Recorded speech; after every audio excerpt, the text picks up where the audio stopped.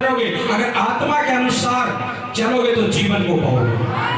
मैंने जानता परमेश्वर की आत्मा ने मुझे क्यों बोला, तो इसलिए मैंने बुधवार और वीरवार के लिए आपको बोल दिया। आप तैयार रहना। अगर आप परमेश्वर से सच्चा प्रेम करते हैं तो आप परमेश्वर की बातों को मानोगे और चलोगे, परमेश्वर की आशीषों को आप बांटोगे। आमीन, हालेलुया, हालेलुया। कितना तैयार है प्रभु के वचन के लिए? हाथ उठाओ और प्रार्थना में जाओ इन वचनों के लिए। हाथ उठाकर बाइबल ऊंची उठाकर प्रार्थना में जाओ, ऊंची आवाज के साथ, ऊंची आवाज के साथ आंखें बंद करते हुए प्रार्थना में जाओ। हर चीज बदल जाएगी पर यीशु नाम ना बदलेगा।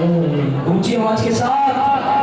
हर चीज बदल जाएगी पर यीशु नाम ना बदलेगा।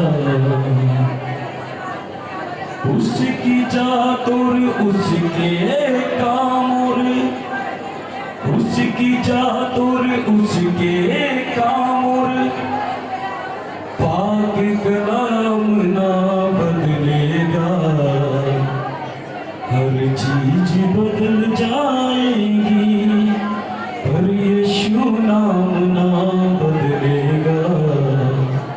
हर चीज बदल जाएगी पर यीशु नाम ना बदलेगा।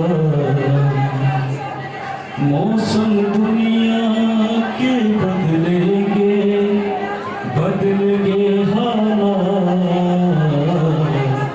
मौसम दुनिया के बदलेंगे, बदलेंगे हालात। ना तब्दील वफा और वादे होंगे हरदम साथ। हर चीज बदल जाएगी पर यीशु नाम ना बदलेगा। हर चीज बदल जाएगी पर यीशु नाम ना बदलेगा। हर चीज बदल जाएगी पर यीशु नाम ना बदलेगा। हर चीज बदल जाएगी पर यीशु नाम ना बदलेगा। तो आज का वचन मेरी लाइफ में 100 गुना फल लेगा। इस वचन के द्वारा मैं अपने जीवन को चलाऊंगा। ये वचन मेरे शुद्ध रहने का आधार है। ये वचन मेरे शुद्ध रहने का आधार है। मैं इस वचन के अनुसार चलूंगा। इस वचन से ना मैं दाएं मुड़ूंगा ना मैं बाएं मुड़ूंगा। इस वचन के अनुसार चलूंगा मैं। बोलो प्रभु मेरे जीवन को इस वचन के अनुसार बना कि मैं इस वचन के अनुसार चलने वाला बन जाऊं। प्रभु यीशु मसीह के नाम में आमीन। तारीफ करो ऊंची आवाज के साथ। Hallelujah, hallelujah. आज बहुत से लोग क्या करते हैं, अपनी समझ से चलते हैं परमेश्वर में। वो सोचते हैं कि हम परमेश्वर से ज्यादा बेटर हम जानते हैं, कि परमेश्वर को शायद ये बातें पता नहीं। आज बहुत से लोगों का जीवन ऐसा, बैठ जाओ जी, बीच में डिस्टर्ब ना करो, ये इनको बिठाओ, बच्चों को बिठाओ, बिठाओ बिठाओ, बीच में ऐसे खड़े करो, वचन के बीच में डिस्टर्ब ना करो। Hallelujah, hallelujah. आज बहुत से लोगों के जीवन में ये बातें हैं। बहुत से लोग इस तरह से सोचते हैं कि शायद परमेश्वर को कुछ नहीं पता, मुझे ज्यादा पता है, शायद परमेश्वर इन बातों को भूल गया और मैं इन बातों को जानता हूं। वो वचन से बाहर होकर चलने लग जाते हैं अपनी समझ से। अगर आपका जीवन ऐसा है, आज भी आप अपने आप में ज्यादा बुद्धिमान समझते हो और अपनी समझ से होकर चलते हो, तो अभी भी आप पाप में पड़े हुए हैं, जो आपने अभी तक पाप त्यागा नहीं। अगर यीशु मसीह को जीवन दिया है तो हमें किसके अनुसार चलना पड़ेगा? यीशु मसीह के अनुसार चलना पड़ेगा। जैसा ऐसे हमें चलना पड़ेगा। अभी हम गीत गा रहे थे, हर चीज बदल जाएगी, यीशु नाम ना बदलेगा। कह रहे था उसकी जात और उसके काम, कह रहा उसकी जात और उसके काम, किसकी? परमेश्वर के। उसके काम और उसकी जात और उसका पाक कलाम ना बदलेगा। हालेलुया। हम परमेश्वर को हमने अपने साथ ले लिया है, परमेश्वर को हम लेकर चल रहे हैं अपने साथ, लेकिन हम परमेश्वर के अनुसार नहीं, हम सोच रहे हैं परमेश्वर को हम अपने अनुसार चलाने वाले होंगे। अगर आपने अपनी लाइफ को परमेश्वर के हाथ में दे रखा है, अगर आपने अपना जीवन परमेश्वर के हाथों में दे रखा है, तो आप वो लोग होंगे जैसा प्रभु आपको चलाएगा वैसा आप चलोगे। हालेलुया। क्योंकि आज्ञाकारिता हमारी लाइफ के ऊपर ब्लेसिंग को लेकर आती है। अगर हमारा जीवन आज्ञाकारिता में, हम उसके वचन के अनुसार है, तो हमारे जीवन में ब्लेसिंग खुलेगी। मैं एक वचन पढ़ रहा हूं, पहले आप अपने बाइबल में निकालें। दूसरा सैमुएल पेज नंबर 376, दूसरा सैमुएल 6 अध्याय, दूसरा सैमुएल 6 अध्याय। इस वचन को बड़े ध्यान से सुनना है आपने और इसके अनुसार आपने चलना है। 6 अध्याय उसका मैं 1 से पढ़ रहा हूं 15 तक। लिखा है, फिर दाऊद ने एक और बार इजराइल में से सब बड़े वीरों को जो 30,000 थे इकट्ठा किया। तब दाऊद और जितने लोग उसके संग थे वे सब उठकर यहूदा के बाले नामक स्थान से चले कि परमेश्वर का वह संदूक ले आए जो करूबों पर विराजने वाले सेनाओं के यहोवा का कहलाता है। तब उन्होंने परमेश्वर का संदूक एक नई गाड़ी पर चढ़कर टीले पर रहने वाले अबीनादाब के घर से निकाला और अबीनादाब के उजा और अहरो नामक 2 पुत्र थे। उस नई गाड़ी को हाँकने लगे और उन्होंने उसको परमेश्वर के संदूक समेत टीले पर रहने वाले अमीनादाब के घर से बाहर निकाला और आहो संदूक के आगे आगे चला। दाऊद और इजराइल का समस्त घराना यहोवा के आगे सुनोवर की लकड़ी के बने हुए सब प्रकार के बाजे और वीणा, सारंगिया, डफ, डमरू बजाते, झांझ बजाते रहे। जब वह नाकोन के खलिहान तक आए, तब उजा ने अपना हाथ परमेश्वर के संदूक की ओर बढ़ाकर उसे थाम लिया, क्योंकि बैलों ने ठोकर खाई। तब यहोवा का कोप उजा पर भड़क उठा और परमेश्वर ने उसके दोष के कारण उसको वहां ऐसा मारा कि वहां परमेश्वर के संदूक के पास मर गया। तब दाऊद अप्रसन्न हुआ, इसलिए कि यहोवा उजा पर टूट पड़ा था और उसने उस स्थान का नाम पेरेसुजा रखा। यह नाम आज के दिन तक विद्यमान है। और उस दिन दाऊद यहोवा से डर कर कहने लगा, यहोवा का संदूक मेरे यहाँ कैसे आया? इसलिए दाऊद ने यहोवा के संदूक को अपने यहाँ दाऊदपुर में पहुंचाना ना चाहा, परंतु गतवासी ओबेदोम के यहाँ पहुंचाया। यहोवा का संदूक गतवासी ओबेदोम के घर में 3 महीने रहा और यहोवा ने ओबेदोम और उसके समस्त घराने को आशीष दी। तब दाऊद राजा को यह बताया गया कि यहोवा ने ओबेदोम के घराने पर और जो कुछ उसका है उस पर भी परमेश्वर के संदूक के कारण आशीष दी गई है। तब दाऊद ने जाकर परमेश्वर के संदूक को ओबेदोम के घर से दाऊदपुर में आनंद के साथ पहुंचा दिया। जब यहोवा का संदूक उठाने वाले 6 कदम चल चुके, तब दाऊद ने एक बैल और एक पाला पोसा हुआ बछड़ा बलि चढ़ाया। तब और दाऊद सनी का एक और कमर में कसे हुए यहोवा के सम्मुख तन मन से नाचता रहा। यूं दाऊद और इजराइल का समस्त घराना यहोवा के संदूक को जय जयकार करते और नरसिंगा फूंकते हुए ले चले। आमीन। ऊंची आवाज से बोलो हालेलुया, हालेलुया। अब मैं आपको बता रहा हूं, दाऊद एक राजा है जिसको परमेश्वर ने राजा बनाया है। आप सभी मेरी तरफ देखेंगे, बाइबल में नहीं देखेंगे। जब मैं पढ़ चुका हूं तो तब, जब मैं बाइबल में बोलूं तब बाइबल में देख रहे। हालेलुया। अब मैं आपको बता रहा हूं, यहां परमेश्वर के वाचा का संदूक लेकर जा रहे हैं दूसरे स्थान पर। और वाचा का संदूक एक ऐसा संदूक था परमेश्वर का, बड़े ध्यान से सुनो, जो पॉइंट आपको नोट करने हैं वो साथ के साथ अपनी डायरी में नोट करते रहना। वाचा का संदूक, जिसको वाचा के संदूक में परमेश्वर ने मूसा को जो 10 आज्ञाएं दी थी, वो संदूक में 10 आज्ञाएं थी।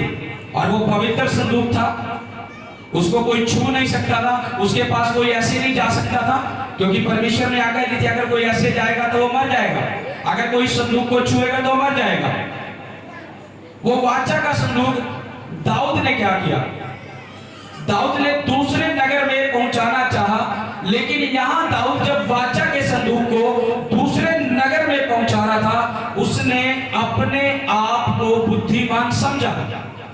मैंने आपको बोला कि हम अपनी समझ से नहीं चल सकते, अगर हम अपनी समझ से चलेंगे हम मार खाएंगे, क्योंकि लिखा है जो दास अपने स्वामी की आवाज सुनकर वैसे नहीं चलता बहुत मार खाएगा। दाऊद ने क्या किया, दाऊद राजा था, परमेश्वर उसके साथ था, लेकिन वो वहां चूका कैसे, वो अपनी समझ का सहारा लेके चूका। परमेश्वर का वाचा का संदूक था, उसको एक स्थान से दूसरे स्थान पर ले जाने के लिए उन्होंने निर्णय लिया, लेकिन निर्णय लेने के बाद जब एक स्थान से दूसरे स्थान पे गए, उन्होंने क्या किया, उन्होंने एक 3 में पढ़ रहा हूं, देखो आप अपनी बाइबल में 3 देखो, मैं 3 पढ़ रहा हूं उसका, इसमें लिखा तब उन्होंने परमेश्वर का संदूक एक नई गाड़ी पर चढ़कर टीले पर रहने वाले अबीनादाब के घर से निकाला, और अबीनादाब के उजा और ओहा नामक 2 पुत्र उसकी नई गाड़ी को हाँकने लगे। यानी परमेश्वर का जो संदूक है, अभी तो देखो, जो परमेश्वर का संदूक है, दाऊद ने एक नई गाड़ी को बनाया, सजाया, और उस गाड़ी पे ऊपर परमेश्वर के संदूक को रखा।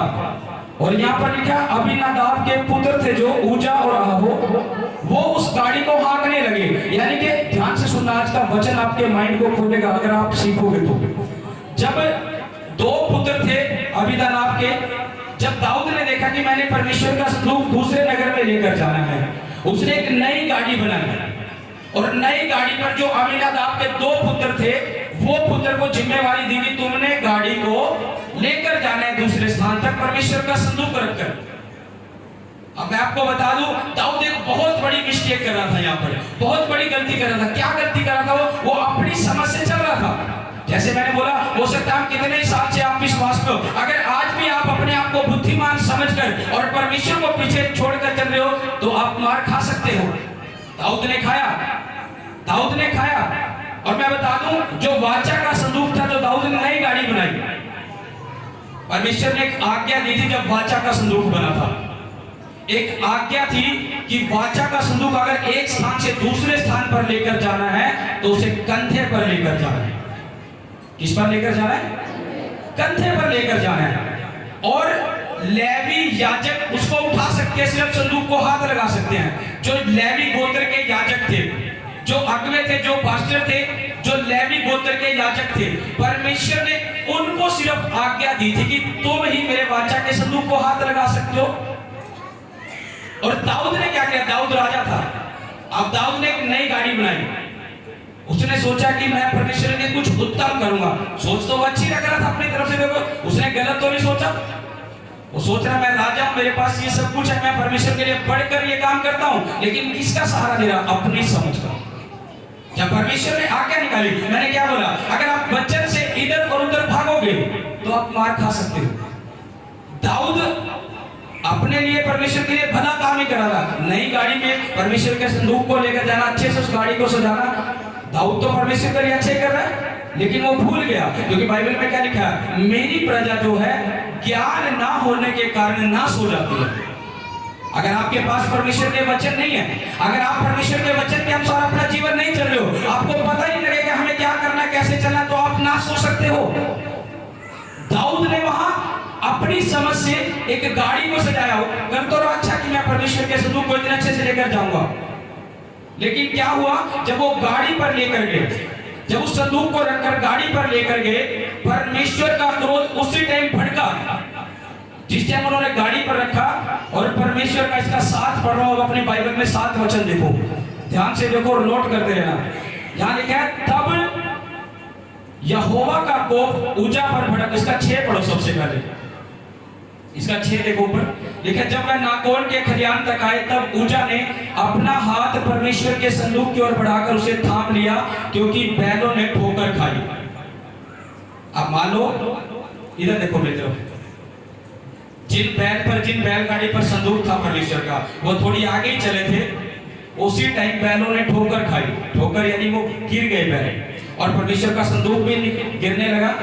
और उसी टाइम जो बैलगाड़ी को हाँक रहा था उजा, जो अबीनादाब का पुत्र था, वो संदूक को जैसे ही गिरने लगा उसने हाथ लगाया से कि परमेश्वर का संदूक नीचे ना गिरे।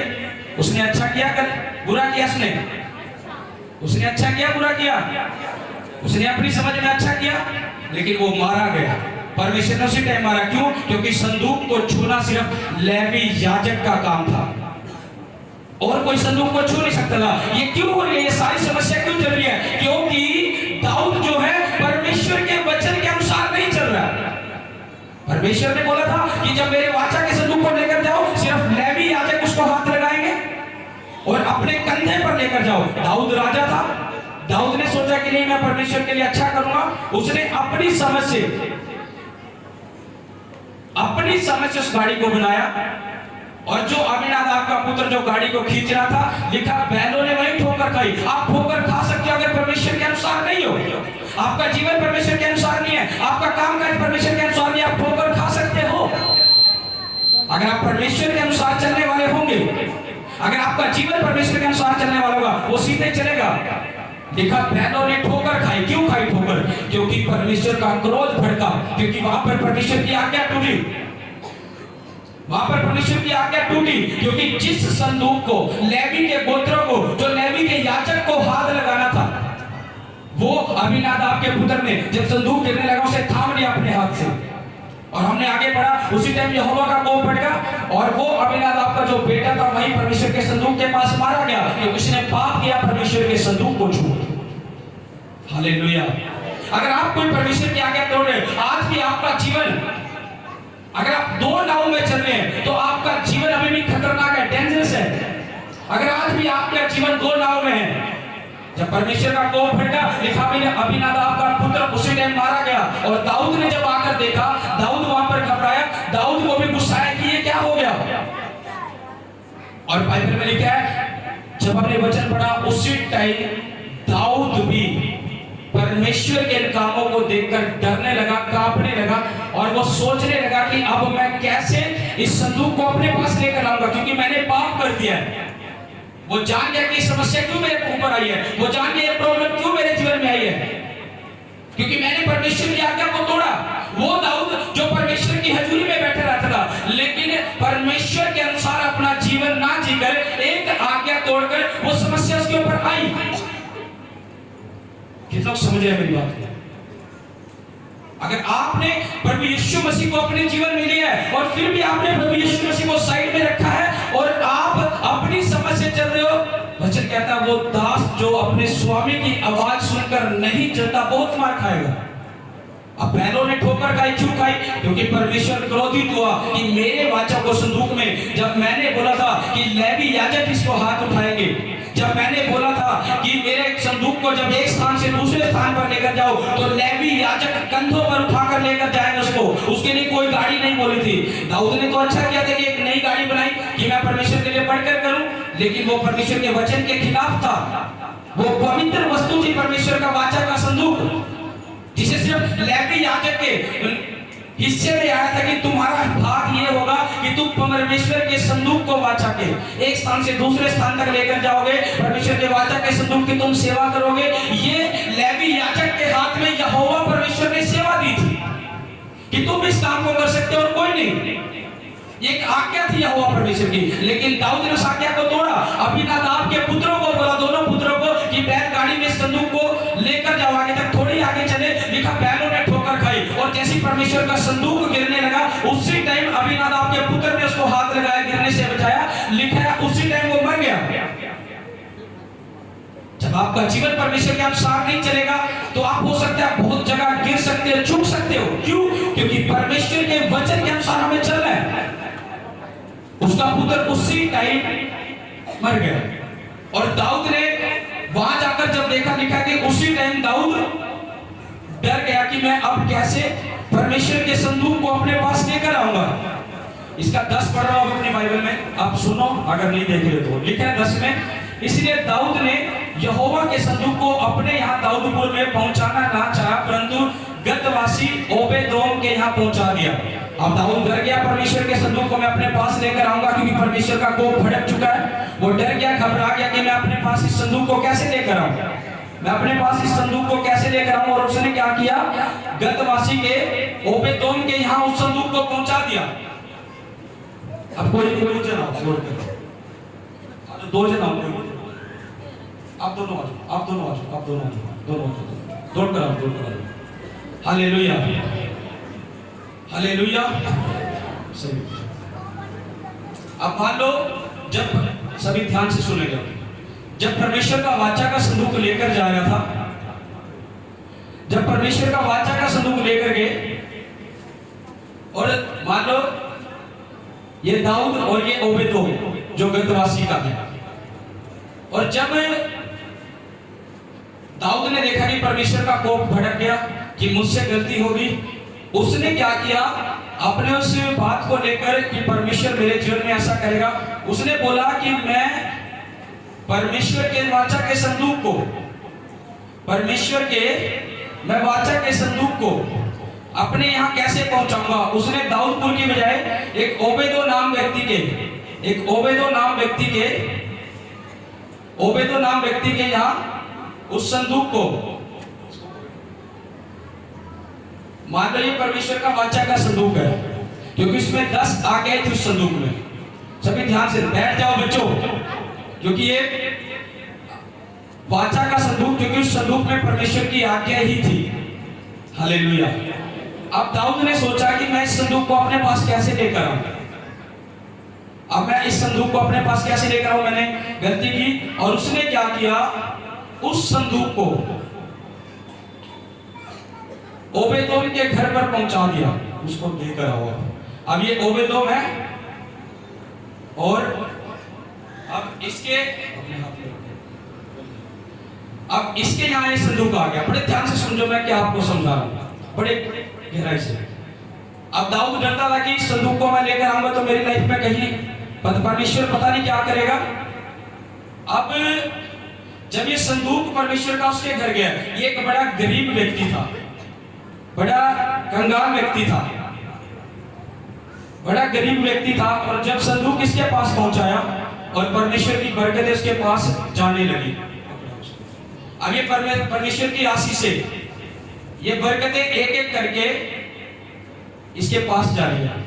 क्यों? क्योंकि परमेश्वर का संदूक इसके घर में टिक गया, और ये सारी बरकतें परमेश्वर की और इसके पास चली गई। अब ये पूरा धनवान हो गया, क्योंकि इसके पास राजा के समान बरकत आ गई। और एक जन कोई आया, उसने दाऊद को बोला, कह रहे ओबेदोम के घर में जब से परमेश्वर का वाचा का संदूक रखा गया है, राजाओं वाली बरकत उसके पास चली गई है। अब दाऊद समझ गया, कह रहा ये बरकत मेरी थी राजाओं वाली, जो ओबेदोम के पास गई। अब ये तो राजा की तरह धनवान हुआ, क्यों? इसके घर में, क्योंकि मैं आपको बता रहा हूं पुराने नियम में जब जब परमेश्वर का वाचा का संदूक जहां जहां गया, जिस राज्य में ठहरा, वो राज्य हमेशा जीता, उसे कोई खटी नहीं। अब ये ओबेदोम के पास आया वाचा का संदूक परमेश्वर का, राजाओं वाली बरकत इसके ऊपर खुलनी शुरू हो गई। ये गरीब था, और दाऊद को किसी ने बोल दिया कि ओबेदोम के पास तो राजाओं वाली बरकत चली गई। अब दाऊद के दिमाग में बात आ गई, ये बरकत तो मेरे लिए परमेश्वर ने रखी थी। और फिर उसने निर्णय लिया, क्योंकि दाऊद राजा था, फिर उसने निर्णय लिया कि मैं परमेश्वर के वाचा के संदूक को अपने नगर में लेकर आऊंगा। अब उसने क्या किया, पहले संदूक कैसे लेकर गए थे? ये मान लो लेवी याजक है, जिनको संदूक को छूने की सिर्फ अनुमति दी थी यहोवा परमेश्वर ने। कितने लोग समझ रहे मेरी बात को?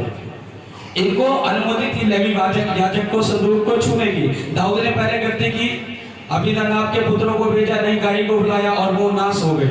और दाऊद डर गया। फिर संदूक इनके घर रखा गया, और जब यहाँ रखा गया संदूक, और फिर बरकत आई, दाऊद को पता चला मैंने तो बहुत बड़ी गलती कर दी, ये राजाओं वाली बरकत तो मेरी थी जो परमेश्वर ने मेरे लिए रखी है। फिर इसने लेवी याजक को बोला, दाऊद ने, कह रहा वाचा का संदूक दोबारा दाऊदपुर में मेरे नगर में लेकर आओ।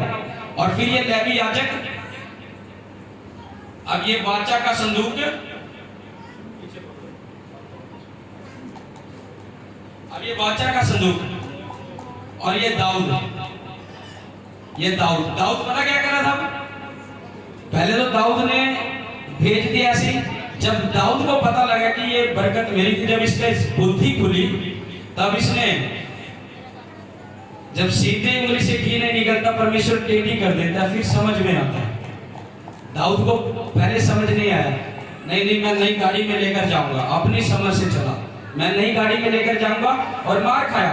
और जब इसे पता चला बरकत वहां चली गई, फिर सीधे रास्ते आया, लेवी याजक को बुलाया और संदूक को उठाया, करा मेरे नगर में दाऊदपुर में लेकर आओ। और दाऊद नाचता हुआ, संदूक आगे, ऐसे हाथ को ऐसे करना है आपने, आगे तक आना नाचते हुए। अब आपने पीछे आना, आ जाओ आगे आओ, दौड़ कर आओ। अब ये संदूक आ रहा, आप आगे आता था, आप भी आगे आता हो। ये दाऊद संदूक के आगे नाचता हुआ और अपने नगर में लेकर आया। क्यों लेकर आया? ये जानता था इस बात को, और तभी से दाऊद ने निर्णय लिया था। तब से दाऊद जिस भी नगर में वाचा का संदूक जाता था, अब ये वाचा का संदूक इसके नगर में रखा गया, ये वाचा का संदूक इसके नगर में आया, और दाऊद आगे नाचता हुआ है संदूक के, परमेश्वर की महिमा करता हुआ है। क्यों? जैसे दाऊद पागलों के समान, जैसे वचन में लिखा है, वो पागलों के समान आराधना करता था। वो कब करता था? जब उसने ठोकर खाई तो वो सीख गया, और उस दिन के बाद जिस भी नगर में परमेश्वर का संदूक जाता, दाऊद नाचता हुआ पागलों के समान, गाता हुआ, नाचता गाता उसकी वर्शिप करता हुआ, आराधना करता हुआ उस संदूक के आगे आगे चलता था। आमीन, हालेलुया। यानी जब हम परमेश्वर के अनुसार चलते हैं तो ब्लेसिंग हमारी है। अगर परमेश्वर के अनुसार नहीं है, हो सकता है हम नुकसान में हैं। दाऊद नुकसान में, दाऊद ने देखा कि मैंने संदूक वहां रखवाया, वो राजाओं वाली बरकत उसके पास चलेगी। आज विश्वासी अपनी समझ से चलता है। आज मैं कह रहा हूं, वो राजाओं वाली बरकत प्रभु यीशु मसीह के नाम में आपके जीवनों में होगी। और मैं नहीं जानता, एक बहन बैठी है, परमेश्वर बोल रहा है कर्जा बहुत ज्यादा उसके परिवार में, परमेश्वर बोल रहा है इस मीटिंग के बाद गवाही दोगे, उस कर्जे से तुम आजाद होगे यीशु मसीह के नाम में। ये मंत्र आपके लिए है, अगर आप रिसीव करें उस कर्जे से आजाद हो रहे हैं, और वो बरकत आपकी लाइफ में आ रही है। मैं आपकी टेस्टमनी को आते हुए देख रहा हूं, आप कर्जों से फ्री हो रहे यीशु मसीह के नाम में। हालेलुया। जब परमेश्वर साथ है तो वो बरकत राजाओं वाली उसके लोगों के पास होगी। आमीन। दाऊद जान गया, और मैं आपको बता दूं, दाऊद एक ऐसा राजा था जो एक भी युद्ध नहीं हारा। ये बहुत बड़ी बात है, दाऊद एक भी युद्ध नहीं हारा। और दाऊद के युद्ध ना हारने का कारण था, क्यों था? क्योंकि वो परमेश्वर के प्रेजेंस में, परमेश्वर की उपस्थिति में चलने वाला बन चुका था। एक भी युद्ध नहीं हारा अपनी लाइफ में वो, जबकि लोग उसके खिलाफ थे, उसके रिश्तेदार उसके खिलाफ थे, उसके पड़ोसी उसके खिलाफ थे, वो फिर भी जीतता था। वो प्लानिंग करते थे, वो प्लानिंग करते थे दाऊद को मारने की, वो प्लानिंग करते थे दाऊद को गिराने की, लेकिन वो फिर भी नहीं हारा। वो हमेशा फिर भी साथ रहा और जीतता रहा, क्योंकि परमेश्वर यहोवा उसके साथ था। अगर परमेश्वर आपके साथ है, लोग आपको कितने ही गिराने की कोशिश करें, आपके विरोधी कितने ही चाल चले, आपके मुंह पर वो स्वाइप कर सकते हैं कि हाँ हम आपके साथ हैं, लेकिन हो सकता है वो पीठ पीछे छुरा मारने वाले लोग हैं। अगर परमेश्वर आपके साथ होगा तो परमेश्वर उन लोगों को आपकी लाइफ में से गिराएगा यीशु मसीह के नाम में, और परमेश्वर ऐसे लोगों को भेजेगा जो आपके फेवर में होंगे, और वो परमेश्वर की ओर से आपके लाइफ में ठहरेंगे यीशु मसीह के नाम में। अगर आप नीचे तो ये ब्लेसिंग आपकी यीशु मसीह के नाम में। परमेश्वर ऐसे लोगों से आपको जोड़ रहे यीशु मसीह के नाम में, ऐसे लोगों के साथ आपका रिश्ता बनाने के लिए जा रहे यीशु मसीह के नाम में। हालेलुया। आज कुछ लोगों की सोच होती है, हम प्रार्थना करते हैं बहुत ज्यादा, हमारी लाइफ में से फलाना बंदा चला गया, ये काम काज चला गया, हम प्रार्थना भी इतनी कर रहे हैं, और जैसे जैसे प्रार्थना में बढ़ रहे हैं, जैसे जैसे उपवास में बढ़ रहे हैं, वो फलाना रिश्तेदार छोड़ के चला गया, फलाना बंदा मेरे पास से चला गया। आज हमारी ये बात ऐसे रहती है परमेश्वर के सामने। मैं बता रहा हूं, आप नहीं जानते, अगर कोई जन आपके साथ है, अगर कोई जन आपके साथ है, वो आपके मुंह पर आपका अपनापन दिखा सकता है, वो स्माइल कर सकता है, लेकिन आप नहीं जानते उसके अंदर के आने वाले समय में वो क्या कर सकता है। अगर आप प्रार्थना करने वाले व्यक्ति हो तो परमेश्वर उन लोगों को आपके पास से दूर कर देगा, वो आपके पास नहीं रुकोगे। आप रोकना भी चाहोगे वो नहीं रुकेंगे, क्योंकि आपकी प्रार्थना के द्वारा बचाया जाएगा। आप नहीं जानते कि वो पीठ पीछे कब छुरा चलाए, परमेश्वर उससे पहले उन लोगों को अपनी लाइफ से दूर करेगा। इसका मतलब ये नहीं कि वो लोग क्यों जा रहे हैं हमें छोड़कर।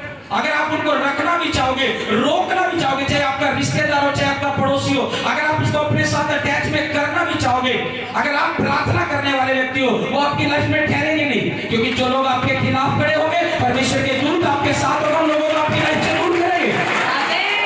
दाऊद के खिलाफ, उसके रिश्तेदार दाऊद के खिलाफ थे, उसके पड़ोसी उसके खिलाफ थे, मुंह पर उसकी वाह करते थे, लेकिन क्या हुआ, उसको गिरता हुआ देखना चाहते थे दाऊद को, लेकिन दाऊद का रिश्ता परमेश्वर के साथ अच्छा था, वो प्रार्थना करने वाला व्यक्ति था, और उसकी प्रार्थना के कारण हर युद्ध उसने जीते। अगर आप जीतना चाहते हो तो आज जरूरत है आपको परमेश्वर के साथ अपना रिश्ता अच्छा बनाए रखने की। भाई नहीं लगता आपके काम काज में, आपके बिजनेस में कौन आपकी टांग खींचने वाला है। आपको लग रहा होगा कि ये मेरा खास है, ये मेरे साथ ऐसे नहीं कर सकता, ये मेरे बिजनेस में मुझे ऐसा नहीं कर सकता, लेकिन आपका जीवन प्रेयर लाइफ वाला होगा। अगर कोई दुष्ट जो चोरी करने के लिए आपके पास आया होगा, जो घात करने के लिए आया होगा, आपको जो नष्ट करने के लिए आया होगा, अगर आपका जीवन प्रार्थना वाला होगा, प्रेयर लाइफ वाला होगा आपका जीवन, परमेश्वर उन लोगों को, उन चीजों को आपके लाइफ से दूर करना शुरू करेगा। हालेलुया। जरूरत है हमें उसके साथ नजदीकी रिश्ता बनाए रखने की। अगर हमारी लाइफ प्रेयर वाली है, अगर कोई जा रहा है, निराश नहीं होना है। आपका रिश्तेदार, आपका सगे संबंधी आपको छोड़कर जा रहा है, कोई टेंशन नहीं है। अगर आपको छोड़कर जा रहा है वो, क्योंकि परमेश्वर जानता है कि आप नहीं जानते कि आगे वो आपके साथ क्या करने वाला है, और परमेश्वर जानता था इस बात को, इसलिए परमेश्वर उन लोगों को दूर करेगा। क्योंकि जो छटनी परमेश्वर कर सकता है वो आप और मैं नहीं कर सकते। हम नहीं छांट सकते, हम छटनी नहीं कर सकते कि मेरी लाइफ में कौन रहना चाहिए, मेरी लाइफ में कौन नहीं रहना चाहिए। जो सफाई परमेश्वर कर सकता है वो मनुष्य नहीं कर सकता। हालेलुया। कितना समझ रहे मेरी बात को? आपने इन सोचना मैं प्रार्थना कर रहा हूँ, उपवास कर रहा हूँ, मेरा बिजनेस फिर भी मरे जा रहा है, मैं डाउन में फिर भी जा रहा हूँ, मैं क्यों नीचे गिरता जा रहा हूँ, वो चीजें आपके लिए ठीक नहीं है, वो बिजनेस आपके लिए ठीक नहीं है। इसलिए परमेश्वर आपकी प्रार्थनाओं के द्वारा आपको बचा रहा है। इसका मतलब ये नहीं है कि वो आपकी प्रार्थना को सुन नहीं रहा, आपको बिजनेस नहीं दे रहा है, वो आपके लायक नहीं है, इसलिए वो आपके पास से जा रहा है, क्योंकि परमेश्वर उत्तम चीजें अपने लोगों को देना जानता है। रूत के बारे में कितने लोगों ने पढ़ा है? रूत के बारे में कितने लोगों ने पढ़ा वचन में? पुराना नियम में है रूत की किताब, और मैं बता रहा हूं रूत जो है उसके सास ससुर जो थे वो यहूदा के नगर में रहते थे। किसमें? यहूदा में। रूत के जो सास ससुर थे वो यहूदा में रहते थे, और यहूदा नाम का जो मतलब है, यहूदा नाम का जो मतलब है वो प्रशंसा, वो खुशी। यहूदा नाम का मतलब है प्रशंसा, खुशी। जो रूत के सास ससुर थे वो यहूदा नगर में रहते थे, यानी प्रशंसा के, खुशी के नगर में रहते थे। उस नगर में अकाल पड़ गया, और उनके अकाल पड़ने से वो उस नगर को छोड़कर मोआब देश में चले गए। और मोआब देश एक ऐसा देश था, एक ऐसा जिससे परमेश्वर घृणा करता था।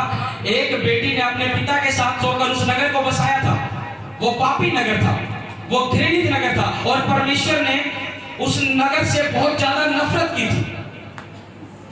और जो रूत के सास ससुर थे वो अपने यहूदा को, यहूदा का नाम का मतलब है खुशी, प्रशंसा, उस नगर में रहने वाले।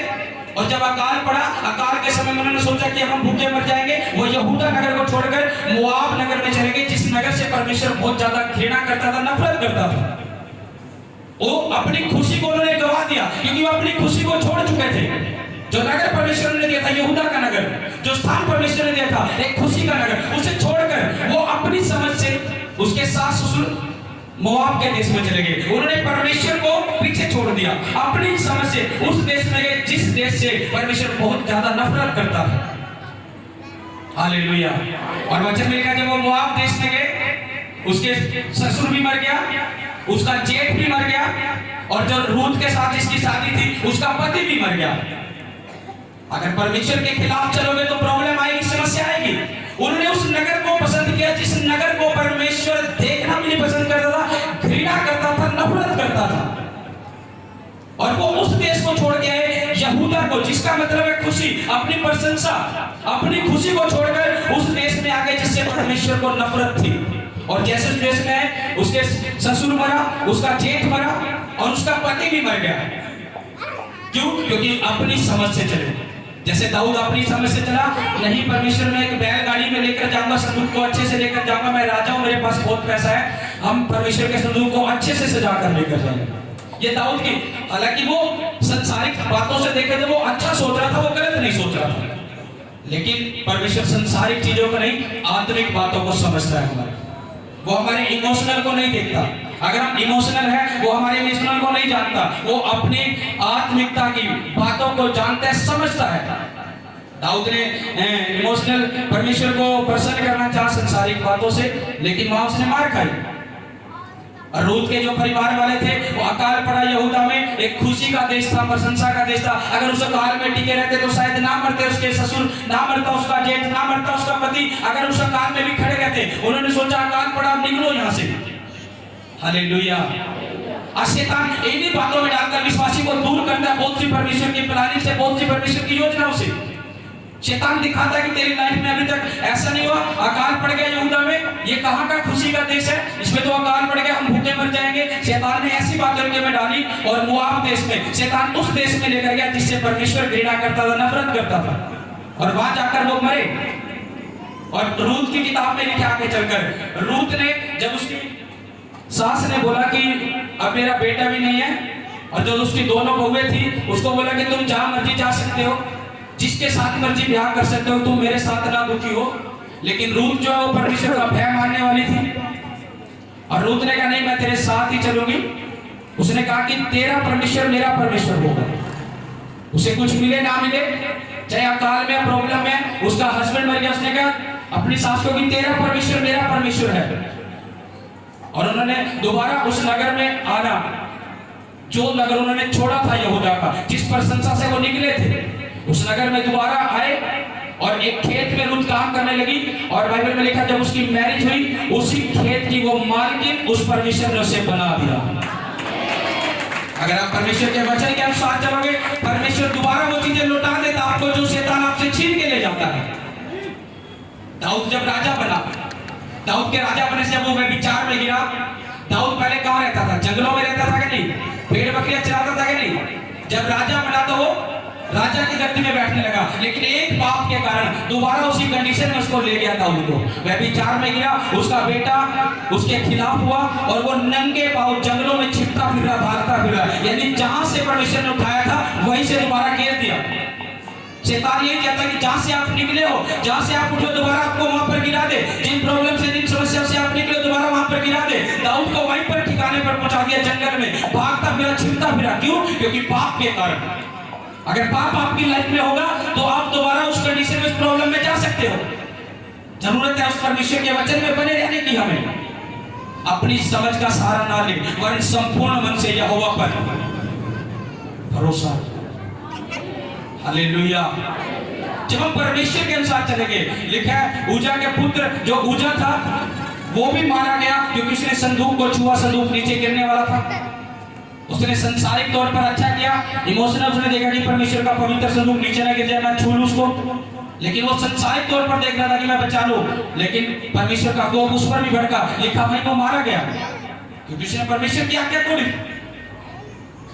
क्योंकि आज्ञा में रहकर हमारी ब्लेसिंग हमें मिलती है। ऐसे हीलिंग, डिलीवरेंस, ऐसे टेस्टिमनी गवाहियां नहीं है। अगर आप आज्ञा में हो तो वो हीलिंग भी है, डिलीवरेंस भी है। आज्ञाकारिता में हो तो आपकी टेस्टिमनी भी है। Hallelujah, hallelujah. हन्ना के पास, हन्ना की जो सोच थी उसका नाम था पनीना।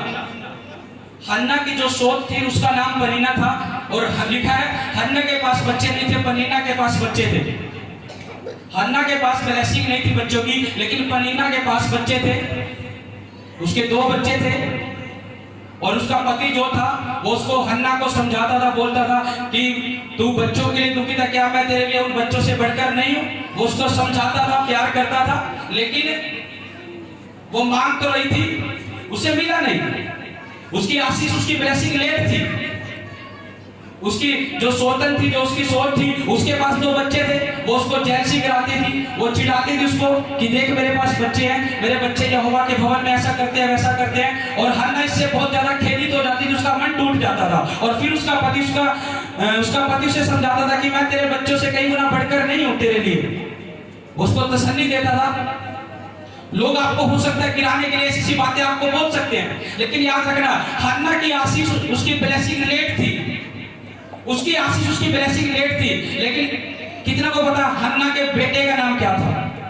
क्या था बोलो? सैमुअल। और मैं आपसे पूछने लगूं पनीना के बेटे का नाम था, किसी को नहीं पता, क्योंकि बाइबल में है ही नहीं। आशीष जितनी लेट है उतनी ही बड़ी ब्लेसिंग आपकी है। लोग जानते थे हन्ना के बेटे के नाम को और जान रहे हैं उसके नाम के एग्जांपल देते हैं, क्योंकि आशीष लेट आई। लेकिन उत्तम भाई, अगर कोई काम आपके लिए परमेश्वर कर रहा है, अगर किसी सुंदर घर को बनाना पड़ जाए, उसके बनाने में सालों लग जाते, लेकिन जब वो बनता है तो लोग दूर से देखकर कहते हैं वाह क्या बात है, हालेलुया। आज शैतान इन्हीं चीजों में हमें गिराता है। पनीना के बच्चों का नाम नहीं पता, लेकिन हन्ना के बच्चे के नाम हर एक को पता कि सैमुअल था, और ऐसा सैमुअल था जिसे परमेश्वर ने आवाज लगाई और बातें करना शुरू किया। ब्लेसिंग लेकर तो इसका मतलब ये नहीं है, यानी परमेश्वर काम कर रहा है आपकी लाइफ में, और जब काम होएगा तो लोग देखेंगे आपकी लाइफ में वाह क्या हुआ है। मैं ऐसे कामों की घोषणा करता हूं आपकी लाइफ के ऊपर यीशु मसीह के नाम में। लोग आपकी ब्लेसिंग को देखे मैं घोषणा करता हूं, और लोग दूर से देखे और बोले वाओ ये खुदा ने क्या काम किया है। इस काम की घोषणा आपके ऊपर मैं करता हूं यीशु मसीह के नाम में। मैं नहीं जानता ये वर्ड किसके लिए परमेश्वर बोला, अगर आपका आमीन ऊंचा है इस वर्ड की मैं घोषणा करता हूं यीशु मसीह के नाम में। आप सेव नहीं रहने वाले यीशु मसीह के नाम में। लोग आपकी ब्लेसिंग को देखेंगे और बोलेंगे वाओ ये उस परमेश्वर की ब्लेसिंग है, और वो ठहरी रहेगी यीशु मसीह के नाम में। आमीन आमीन हालेलुया। इसलिए मेरे प्रिय घबराओ ना, डरो मत। परमेश्वर ने क्या किया? डरो मत, चुपचाप खड़े रहो। डरो मत, चुपचाप खड़े रहो। यहोवा के कामों को देखो, वो कैसे काम करता है। जब उसने हन्ना के ऊपर ब्लेसिंग बोली, वो ऐसी ब्लेसिंग थी, वो सैमुअल था, वो ब्लेसिंग थी सैमुअल के द्वारा। जब वो राजा बना इजरायलियों का, सैमुअल जब राजा बना इजरायलियों पर, जब राजा बना, कोई दूसरा राज्य है इजरायली की तरफ आंख उठाकर नहीं देख सकता था, क्योंकि सैमुअल वहां का राजा था और वो परमेश्वर के भय में चल रहा था।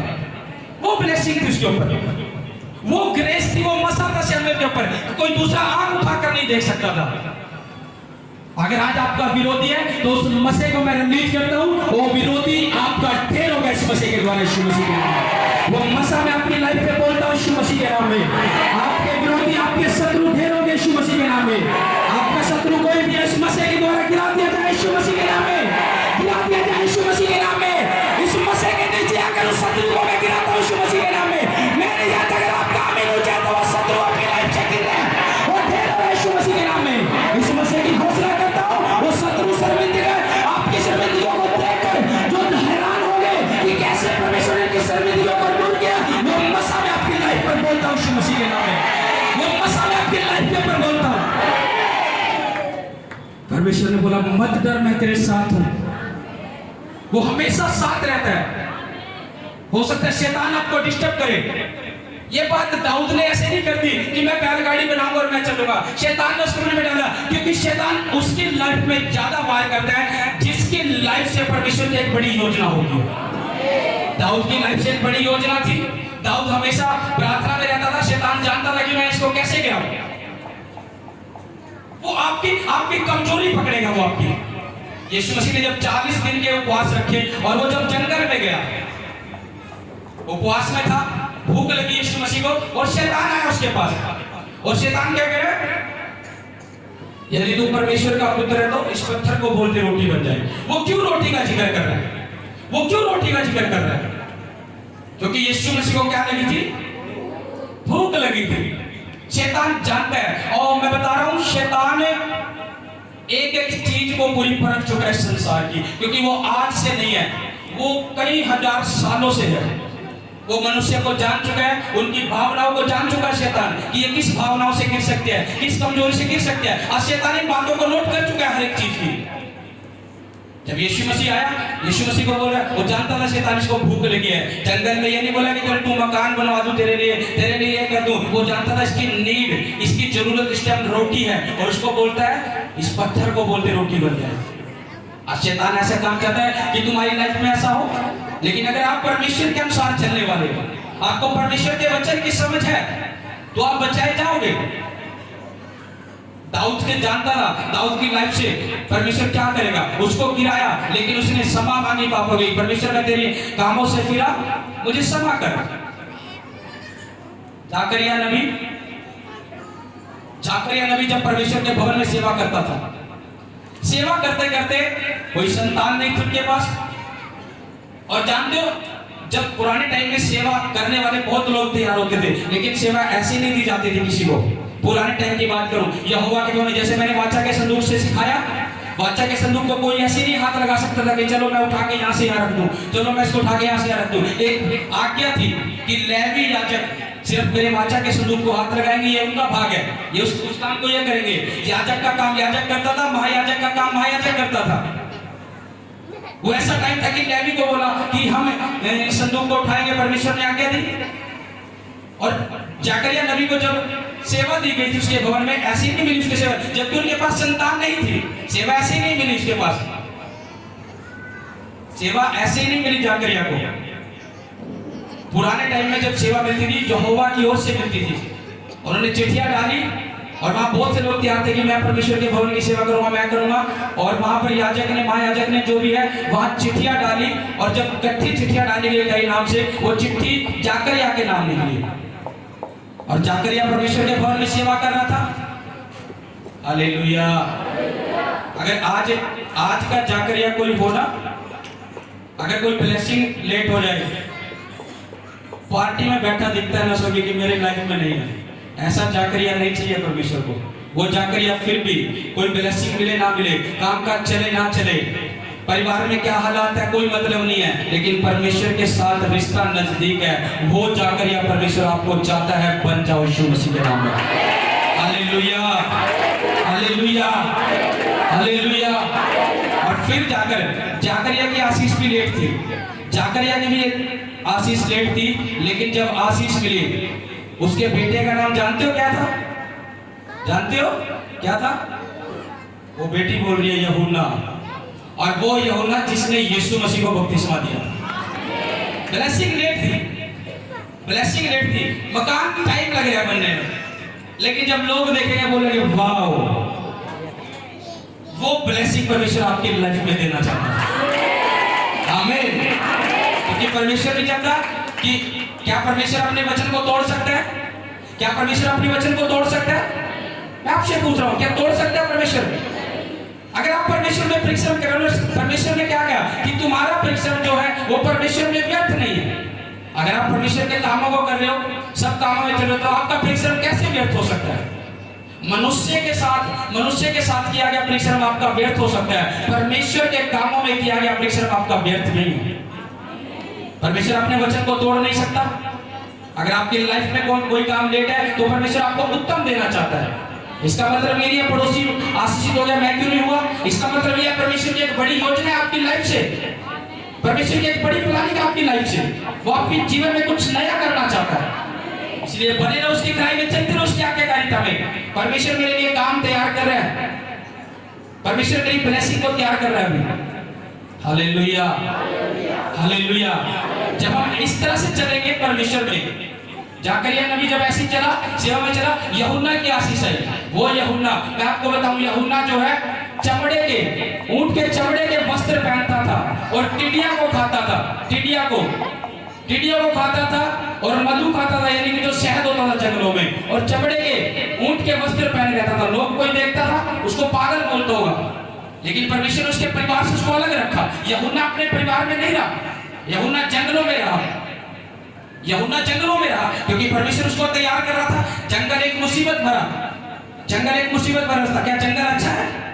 जंगल में हर टाइम मौत का खतरा मंडराते रहते, कहीं से कोई जानवर आ जाए, कहीं से कुछ आ जाए। परमेश्वर ने उसको उस खतरे से निकाला, एकदम से वो ब्लेसिंग को नहीं पाया यूहन्ना ने। परमेश्वर ने उसको जंगलों से लेकर गया। और जानते हो जो याजक भी थे वो सदूकी और फरीसी को कोई आंख उठाकर देख भी नहीं सकता था, बोल भी नहीं सकता था कुछ। और जानते हो यूहन्ना कैसे बात करता था सदूकी और फरीसी से? सीधा कहता था, हे सांप के बच्चों, वो सीधा बोलता था। क्यों? परमेश्वर ने उसको तैयार किया, अपने अंदर उसकी आत्मा को डाला, उसके मन को तैयार किया कि वो किसी से डरे ना। दूसरे याजक डरते थे, लेकिन परमेश्वर ने उसको अलग बनाया और वो खुलकर बोलता था, हे सांप के बच्चों, अगर कोई काम उनके खराब थे, सदूकी फरीसी के सामने जो कोई बोल नहीं सकता था, लेकिन यूहन्ना क्यों बोलता था? क्योंकि यूहन्ना जो ब्लेसिंग थी जकरिया के पास, वो उत्तम थी, वो लेट तो थी लेकिन उत्तम थी। जो काम कोई और नहीं कर पाया वो यूहन्ना ने किया। हालेलुया। अगर आप आज का वचन अगर आप समझ रहे तो आप अपनी समस्याओं को बोलोगे ये कुछ नहीं है, कि परमेश्वर मेरे लिए कुछ नया कर रहा है। हो सकता है शैतान ने आपको निराशा में घेर दिया हो सकता है आपको डाउन में घेर दिया हो सकता है आपको बोलता होगा कि इतने टाइम से मैं चल रहा हूँ, मेरी लाइफ में ये काम नहीं है, मेरा बिजनेस नहीं है, मेरी चंगाई नहीं, अभी तक मेरी लाइफ में नहीं हो, मेरे बच्चों की लाइफ में नहीं हो।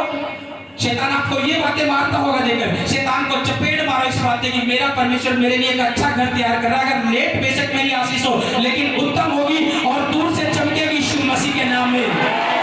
परमेश्वर ने कहा जो नगर पहाड़ पर बसा है वो छिप नहीं सकता। परमेश्वर आपको ऊंचा करना चाहता है यीशु मसीह के नाम में। ऊंचे हो जाओ यीशु मसीह के नाम में, क्योंकि मेरा परमेश्वर आपको चमकाने के लिए आया हुआ है। वो चाहता कि आप चमक उठो यीशु मसीह के नाम में। मैं आपको चमकने के लिए घोषणा करता हूँ, आपके बिजनेस को चमकने के लिए घोषणा करता हूँ, मसा करता हूँ यीशु मसीह के नाम में। आपका बिजनेस चमके निकले यीशु मसीह के नाम में, आपका बिजनेस सेफ न रहने पाए यीशु मसीह के नाम में। जो लोग आपको नीचे की तरफ देख रहे हैं उनका नजरिया बदले, मैं मसा करता हूँ आप ऊंचे उठने लगो इन लोगों के सामने यीशु मसीह के नाम में। आप ऊंचे किए जाओ उन लोगों के सामने यीशु मसीह के नाम में। होली घोष, होली घोष, होली घोष। Hallelujah, hallelujah. आप ऊंचे किए जाओगे यीशु मसीह के नाम में। आज आपने निर्णय लेना, हिम्मत नहीं हारनी, आज हिम्मत नहीं हारनी है। परमेश्वर आपके साथ खड़ा हुआ है, चाहे आप डाउन में भी क्यों ना हो। आप ये ना सोचो मैं नीचे क्यों, याद रखना मेरा यहोवा परमेश्वर, मेरा प्रभु यीशु मसीह आपके साथ खड़ा हुआ है। रूत ने वो आशीष से दोबारा वापस पाई जब परमेश्वर के उस नगर में दोबारा गई। जिस खेत में काम किया उस खेत की मालकिन को बना दिया उसको, जो शैतान ने छीना आपसे 7 गुना होकर आपको मिले यीशु मसीह के नाम में। मेरा परमेश्वर 7 गुना आपको लौटाएगा यीशु मसीह के नाम में। आमीन। ऊंचा ब्लेसिंग आपकी यीशु मसीह के नाम में। हालेलुया। शैतान की औकात नहीं है परमेश्वर के लोगों को नीचे गिर के रखे, क्योंकि जिसके साथ परमेश्वर खड़ा है वो ऊंचा रहेगा यीशु मसीह के नाम में। मैंने आपको अपनी टेस्टिमनी दी गाड़ी को लेकर, और जब मैं अगले दिन मुझे टाइम नहीं लगा, पूरे दिन मैं प्रेयर में नहीं बैठ सका, मुझे गाड़ी का काम करवाना पड़ा। मैं आपको अपनी टेस्टिमनी दे रहा हूँ। मैं रात को जब मैं प्रार्थना में बैठा और परमेश्वर ने मुझे बोला, क्योंकि मैं नहीं जानता था, मैंने आपको बताया अगर आपके अंदर मसा होगा, ग्रेस होगा, परमेश्वर की कुछ योजना होगी आपकी लाइफ में बड़ी, शैतान आपको घेरने की कोशिश करेगा लेकिन आपको घेर नहीं पाएगा। और परमेश्वर ने मुझे एक बात बोली, शैतान को इस बात से जेलसी थी क्योंकि आने वाले टाइम में परमेश्वर एक बड़े लेवल पर खड़ा करना चाहता है। और ये परमेश्वर ने मुझे बात बोली और मैं उसी टाइम रोकर मैंने परमेश्वर का, मेरी आत्मा भर कर आई कि परमेश्वर तूने संभाला। मैंने आपको गवाही दी, गाड़ी का एक्सीडेंट, गाड़ी पलट सकती थी, कुछ भी हो सकता था, छोटे बच्चे गाड़ी में कुछ भी हो सकता था, लेकिन परमेश्वर ने एक झटका भी आने नहीं दिया। ये मेरा परमेश्वर है। शैतान आपको घेरने की कोशिश करेगा, लेकिन अगर आप परमेश्वर में, आपका जीवन प्रेयर लाइफ, प्रार्थना आपकी लाइफ में है तो आपको गिरा नहीं पाएगा। वो घेरने की कोशिश करते हैं कि आपका नया लेवल ना जाए। अगर आपके जीवन में कोई मसा परमेश्वर कोई ग्रेस आपको देता है नए लेवल पर उठाने के लिए, शैतान आता है आपको गिराने के लिए। लेकिन अगर आप उस टाइम तैयार नहीं होगे, आपकी प्रार्थना वाला जीवन नहीं होगा, आपका फास्टिंग वाला आपका जीवन नहीं होगा, वचनों वाला आपका जीवन नहीं होगा, अगर आप नए लेवल पर जाना चाहोगे शैतान आपको गिराएगा। अगर आप उस टाइम तैयार खड़े रहोगे, प्रार्थना में भी, फास्टिंग में भी और उसके वचनों में भी, शैतान गिराने जरूर आएगा लेकिन गिरा नहीं पाएगा, उसे मुंह तोड़ जवाब देंगे मेरे परमेश्वर के दूत यीशु मसीह के नाम में। आज आपकी लाइफ में भी परमेश्वर के दूत शैतानों को मुंह तोड़ जवाब देंगे यीशु मसीह के नाम में। मैं घोषणा करता हूँ यीशु मसीह के सामर्थी नाम में। हालेलुया। क्योंकि परमेश्वर आपकी लाइफ में कुछ नया करना चाहता है, और वो नया जब होगा लोग आपकी लाइफ में देखेंगे। Hallelujah, hallelujah. अपने पड़ोसी को बोलो कि अपनी समझ से नहीं चलना। बोलो बोलो, अपनी समझ से नहीं चलना, संपूर्ण मन से यहोवा पर भरोसा रखना है, क्योंकि मेरा यहोवा ही छुड़ाने वाला है। बोलो, मेरा यहोवा ही बचाने वाला है। हालेलुया। क्योंकि वही छुड़ाता है वही जिलाता है और वही बचाता है। हालेलुया। क्योंकि जिसके साथ परमेश्वर है वो हमेशा जीतेगा। सैमुएल के संग परमेश्वर बना रहा और इजरायली लोगों को कोई आंख उठाकर नहीं देख पा रहा था। आमीन। जानते हो यीशु के कितने चेले थे? कितने चेले थे?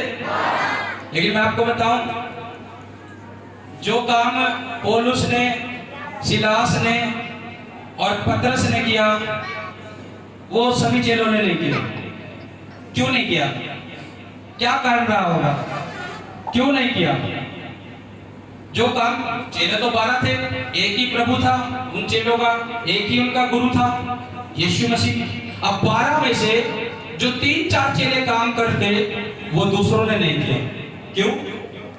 उनकी लाइफ हो सकता है प्रेयर लाइफ उनकी ठीक ना हो, जितनी प्रेयर लाइफ पतरस, पौलुस और सिलास की होगी उनकी प्रेयर लाइफ से। लिखा है कि एक जगह जब पतरस प्रार्थना करने के लिए जा रहा था और एक लंगड़ा उसे दिखाई दिया और वो उसी टाइम चलने लगा जब पतरस ने उसको बोला चल उठ खड़ा हो, उसी टाइम चलने लगा। यहाँ तक लिखा है पतरस की परछाइयों से लोग चंगे होते थे। क्या 12 चेले का गुरु कोई और था? क्या पतरस का कोई अलग था? आज प्रभु यीशु मसीह वो परमेश्वर सबका एक है। आपकी लाइफ में क्या काम हो रहे हैं वो आपकी प्रेयर लाइफ के ऊपर भी डिपेंड करता है, कुछ वो आपकी फास्टिंग के ऊपर भी डिपेंड करता है। पतरस की परछाई से भी लोग चंगे हो रहे हैं। जैसा रिश्ता परमेश्वर के साथ आपको होगा वैसे काम आपके जीवन में परमेश्वर के झलकेंगे, वैसे काम आपके जीवन में झलकेंगे। तो लिखा है पतरस प्रार्थना करने के लिए जा रहा था। पतरस किसी को चंगाई देने के लिए नहीं जा रहा था। उस टाइम एक लंगड़ा दिखा उसे और रास्ते में प्रार्थना करने के लिए जा रहा। उसने देखा कि लंगड़ा है, उसको बोला चल खड़ा हो और लिखा उसी टाइम चलने लगा। वो स्पेशल किसी को चंगा करने के लिए नहीं जाता, अपनी प्रार्थना के लिए जाता। अगर आप अपने परिवारों में ऐसे ही प्रार्थना करने का एक समय रख लोगे, एक प्रार्थना करने का समय बांध लोगे, आपको दूसरी चीजों के लिए जरूरी नहीं है परमेश्वर मुझे ये दे वो दे, आप एक समय बांध लोगे वो काम अपने आप होते चले जाएंगे। पतरस किसी लंगड़े को चलाने नहीं जा रहा था, पतरस किसी को चंगाई देने नहीं जा रहा था। पतरस क्या करने जा रहा था? प्रार्थना करने जा रहा था। और रास्ते में एक लंगड़ा दिखाई दिया, उसे चल खड़ा हो। और लोग, बाइबल में यहाँ तक लिखा है, लोग जब देख रहे थे पतरस को और बीमारों को सड़क के किनारे लिटा देते थे, लेकिन पतरस की परछाई भी पड़ती थी कि लोग चंगे हो जाते थे। वो मसाल की लाइफ में था। क्यों? 12 चेलों की लाइफ में क्यों नहीं था? जो जितनी मजदूरी कर रहा है उतना ही फल उसका है। आप जितनी प्रार्थना परमेश्वर में आप करने वाले उतनी आशीष आपकी है। आप जितने फास्टिंग परमेश्वर में करने वाले उतनी आशीष आपकी है। जितने उसके वचनों को पढ़ने वाले आप उतनी आशीष आपकी है। जितने उसके भवन में आने वाले, उसके विश्राम दिन को मनाने वाले आप उतनी आशीष आपकी है। तो जैसा बोएगा वो वैसा काटेगा। कह रहा जिस नाप से तुम नापोगे उसी से नापा जाएगा। जैसे तुम परमेश्वर को नाप रहे हो वैसे ही तुम्हें परमेश्वर उस नाप से नापे जा रहा है। उसमें परमेश्वर का दोष नहीं है। जिस नाप से तुम नाप रहे हो उससे परमेश्वर तुम्हें नाप रहा है। हालेलुया। दाऊद ने अपनी समझ से सारा लिया और एक ब्लेसिंग को जब उसने खोया बाद में समझा कि ये आशीष तो मेरी थी, वो राजा वाली आशीष तो मेरी थी। और फिर लाइन पे आया, फिर नाचता हुआ गाता हुआ गया और फिर बैलगाड़ी नहीं, फिर कंधों पर संदूक को लेकर आए, क्योंकि ये आज्ञा थी परमेश्वर की कि कंधों पर ही लेकर जाना। और फिर ब्लेसिंग आई। ब्लेसिंग वचनों के अंदर होकर है, वचनों से बाहर होकर नहीं है हमारे। अगर आप परमेश्वर के वचनों में बंधे हुए हैं, परमेश्वर के वचनों में बने हुए हैं, तो आपकी ब्लेसिंग को कोई रोक नहीं पाएगा। वो काम परमेश्वर आपकी लाइफ में पूरा करेगा। आमीन। जरूरत है, क्योंकि याद रखना हम अंत के समय में चल रहे हैं। इस टाइम कुछ नहीं चाहिए हमें, परमेश्वर का वचन हमारे लिए जरूरी है। अंत का समय शैतान भी बड़ी तेजी से काम कर रहा है, लेकिन जिसके पास परमेश्वर का वचन होगा वो बचाया जाएगा, वो संभाला जाएगा। हालेलुया। इसलिए मैं क्यों बोल रहा हूं, वचनों में भरो, उसकी आत्मा में भरो। उसके वचनों में भरना, आत्मा में भरना जरूरी है। अगर आप उसके वचनों में, आत्मा में मजबूत है, शैतान आपको गिरा भी नहीं पाएगा। आमीन। हालेलुया। हालेलुया। इसलिए जरूरत है हमें उसके आत्मा में बंधे रहने की। और उसने कहा मैं आत्मा में बंधा हुआ यरूशलेम को जाता हूं, मैं नहीं जानता मैं वहां मुझ पर क्या बीतेगी। और बाद में पवित्र आत्मा ने प्रकट भी किया, कह रहा तेरे लिए संकट और कलेश तैयार है यरूशलेम में। आत्मा ने प्रकट भी किया, लेकिन पौलुस बोल रहा है मैं आत्मा में बंधा हुआ यरूशलेम को जाता हूं, वहां नहीं जानता मुझ पर क्या बीतेगी। लेकिन बाद में पवित्र आत्मा ने उसको बोला, पौलुस को, कह रहा कि संकट और कलेश तेरे लिए तैयार है। कलीसिया रोकने लगे कि ना जाओ वहां पर, लेकिन पौलुस जानता था मैंने आत्मा के अनुसार चलना है। वचन में लिखा, जो कोई मेरे लिए अपने प्राण को बचाएगा वो उसे खोएगा, जो कोई मेरे लिए अपने प्राण को खोएगा वो उसे बचाएगा। पौलुस ने कहा मैं आत्मा के अनुसार चलूंगा। मैंने आपको समझाया, परमेश्वर हमारे इमोशनल को नहीं देखता, संसारिक चीजों के इमोशनल को नहीं देखता। हाय परमेश्वर ये कैसे करेगा, हाय परमेश्वर ये कैसे होगा। अगर परमेश्वर ने आज्ञा दे दी तो दे दी। लिखा, जिस किसी ने भी अपना हाथ हल पे रख लिया, अगर आप पीछे मुड़कर देख रहे हो तो मेरे योग्य नहीं है। आप ब्लेसिंग देखोगे, परमेश्वर में बने रहोगे। अगर ब्लेसिंग नहीं मिल रही है तो दूर हो जाओगे, तो आप परमेश्वर के योग्य नहीं हो। ब्लेसिंग मिले ना मिले, परमेश्वर तो वही है मेरा। रूत ने कहा अपनी सास को, कहा तेरा परमेश्वर मेरा परमेश्वर, चाहे कुछ मिले ना मिले। उसकी सास उसको बोल रही, उसका ससुर मर चुका था, उसकी सास बोल रही थी तू क्यों मेरे साथ अभी भी चल रही है। जब आप बाइबल पढ़ोगे उसमें लिखा है तू क्यों मेरे साथ अभी भी जाना चलेगा, तू अभी भी पाठ जोती है कि मेरे से कोई बच्चा, मेरा बेटा पैदा होगा तो उसके साथ शादी करेगी। अगर ऐसा हो भी जाए, क्या तू उसके जवान होने तक उसकी बाट जोएगी। उसकी सास ने उसको इस तरह से भी समझाया, लेकिन उसने बोला नहीं, मुझे कुछ मिले ना मिले, कहना तेरा परमेश्वर मेरा परमेश्वर है, तेरे नगर मेरा नगर है, मैंने तेरे साथ जाना है। और एक बहू छोड़कर चली गई, और जो रूत थी वो अपनी सास के साथ लग गई, और उसने ब्लेसिंग को पाया जब वो दोबारा उस नगर में गए, जिस नगर का नाम यहूदा था, जिसका मतलब है खुशी और प्रशंसा। कितने लोग समझ रहे मेरी बात को?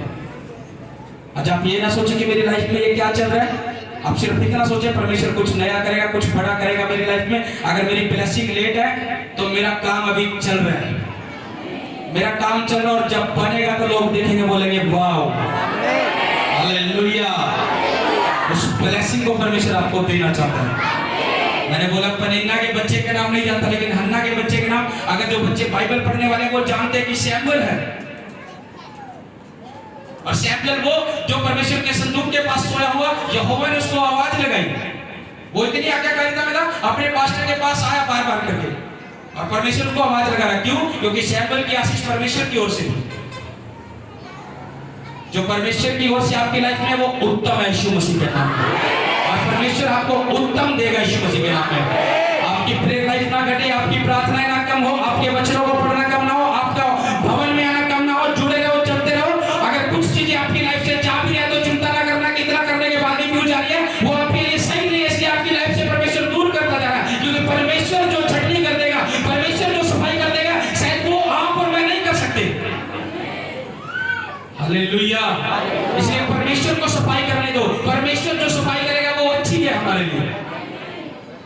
आमीन, हालेलुया।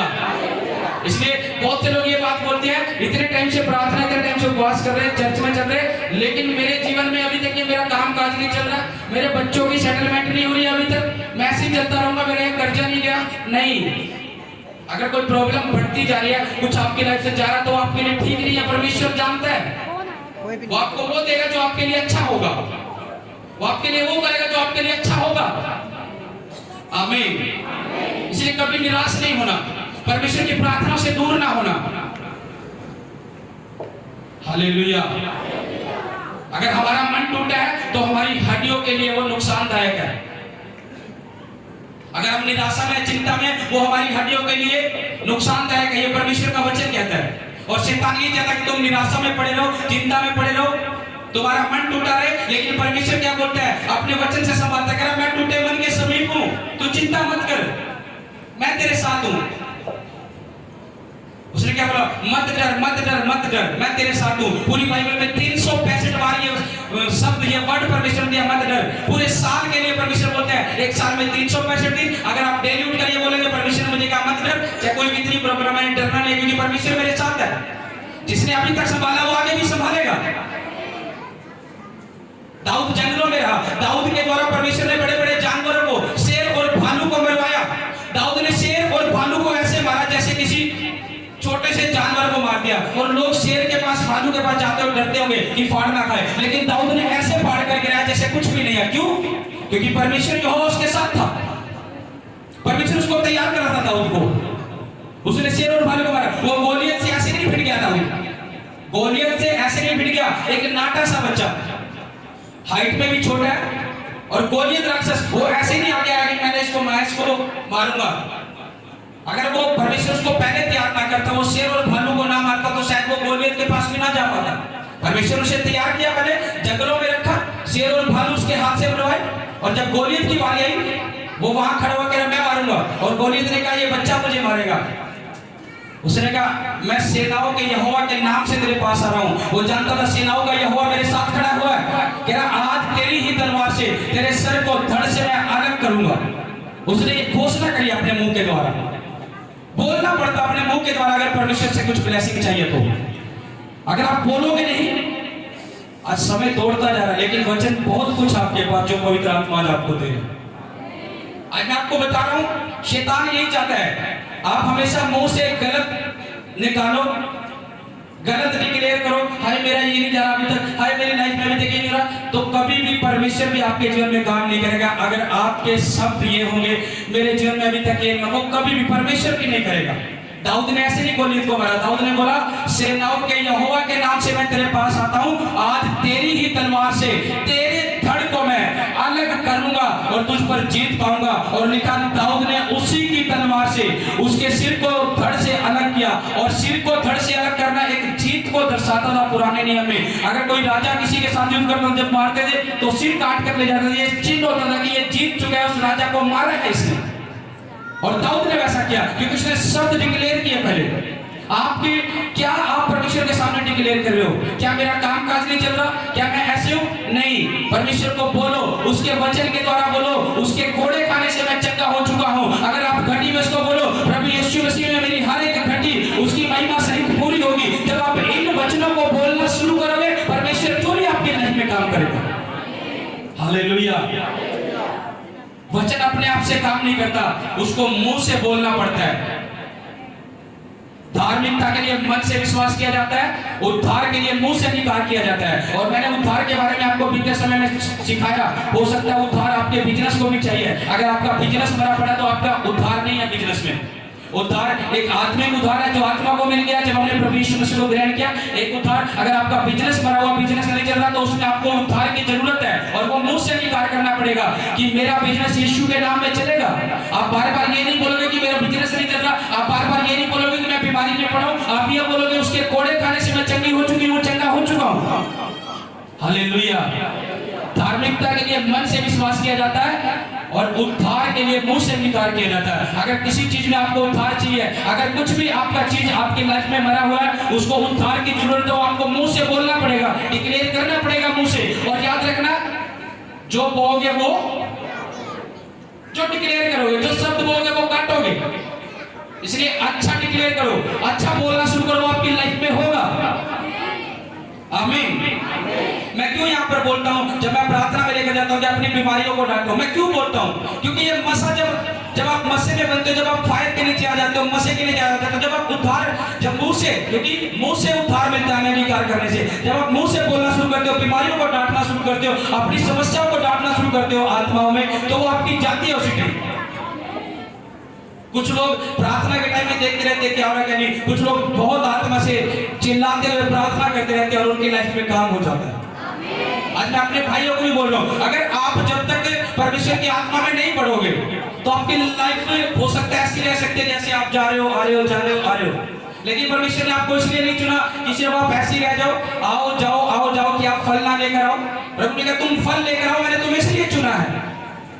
हमने ये नहीं देखना प्रार्थना के टाइम में, आराधना के टाइम में हमने आत्मा के साथ करने। दाऊद जो राजा था वो पागलों के समान नाचता हुआ संदूक के आगे आगे चला, क्योंकि वो जान गया था कि ब्लेसिंग मेरे साथ आ रही है।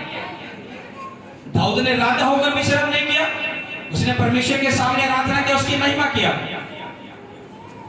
अगर जब हम आराधना करते, जब प्रार्थना करते हैं, हमने आत्मा से करनी है, उसकी आत्मा से बंधे रहना है। हमने आंखें खोलकर नहीं देखना, हमने ये नहीं देखना फलाना क्या कर रहा है, हमने परमेश्वर की ओर ध्यान लगाना, क्योंकि हम उस सच्चे परमेश्वर के पास आए हुए हैं। हमारा मेन मकसद ये है, परमेश्वर ने इसलिए चुना कि हम उसकी आराधना कर सके, उससे दुआ हो सकता है घर आप इतना टाइम परमेश्वर को ना दे सके जो इस विश्राम दिन में और उन मीटिंगों में जब हम जाते हैं परमेश्वर हमें दिलाता है। क्या कभी आप घर में 6 घंटे प्रार्थना में बैठे हो? कभी बैठे हो? कोई 4 घंटे बैठा है, कोई 4 घंटे बैठता है, कोई भी नहीं। 2 घंटे बैठता है, कोई 2 घंटे है किसी के? 1-2 लोग के गिने चुने के 2 घंटे हो गए। अभी बोलूंगा ना 15 मिनट बैठते हैं, कोई सारों के हाथ खड़े हो जाएंगे। 15 मिनट बैठने वाले सभी, हालेलुया हालेलुया। जानते क्या काम है तुम्हारा? बड़े तो हो गए लेकिन काम अभी भी बच्चों वाले हैं तुम्हारे। आत्मा, अगर हो सकता तुम 10 साल के, 5 साल के, 4 साल के, 3 साल के, 2 साल के विश्वासी हो गए हो और तुम्हारी प्रार्थना अभी भी 15 मिनट 10 मिनट या है भी है या नहीं है, तो अभी भी आप बच्चे हो। तुम निर्मल दूध की लालसा कर रहे हो, तुम अभी भी बच्चे हो। लेकिन प्रभु ने कहा समय के हिसाब से तुम्हें गुरु हो जाना चाहिए था। समय के हिसाब से तुम्हें गुरु हो जाना चाहिए था। कितने लोगों के पास छोटे बच्चे हैं जो 2 साल 3 साल के आसपास हो? कितने के पास है सभी के पास।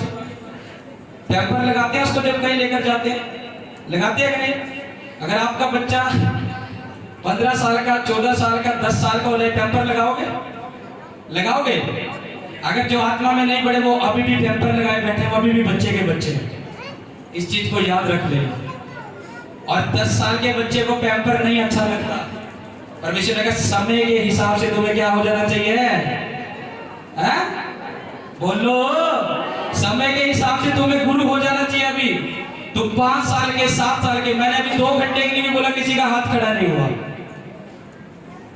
और मैं अपनी गवाही दूं, मैं परमेश्वर की महिमा हो, मैं परमेश्वर की महिमा के लिए गवाही दूं अपनी।